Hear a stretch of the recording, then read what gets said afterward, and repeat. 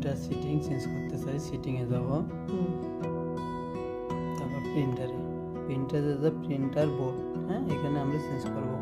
Transfer মানে কম্পিউটারে যাবে, আর বোর্ড যদি দেয় তাহলে আমরা এখান থেকেও প্রিন্ট বের হবে এবং কম্পিউটারতে যাবে, দুই জায়গাতে যাবে। আমরা যদি শুধু প্রিন্ট দেই তাহলে এখান থেকে বের হবে মেশিন থেকে, অ্যাপ্লাই দিতে হবে, হ্যাঁ অ্যাপ্লাই দিলে অ্যাক্টিভ হয়ে যাবে।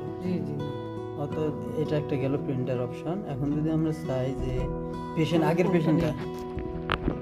আগের পেশেন্টটাকে আমরা বের করবো, যে অনেক আগে একটা ইয়ে করছিলাম, অ্যানালাইজ করছিলাম, ওটা এখন বের করবো। তাহলে আমরা যাব মেন মেনুতে, এখানে আছে ডিসপ্লে পেশেন্ট ইনফো, এখানে ঢুকলাম। ঢোকার পর কী করবো না, আইডি চেঞ্জ করবো, আইডিতে যা মডিফাই করবো, মডিফাইতে এখানে যে আইডিটা থাকবে ওই আইডিটা আমরা বসে দেবো, যেমন 11534 একটা আইডি দিলাম, দিয়ে এন্টার, আমাদের আইডিটা এসে গেছে। এখন আমরা যদি প্রিন্ট বাটন প্রেস করি, এখানে যদি অ্যাক্টিভ করে তাহলে এখান থেকে আসবে, আর যদি কম্পিউটার অ্যাক্টিভ করে ট্রান্সফার থাকে তাহলে কম্পিউটার আসবে। এই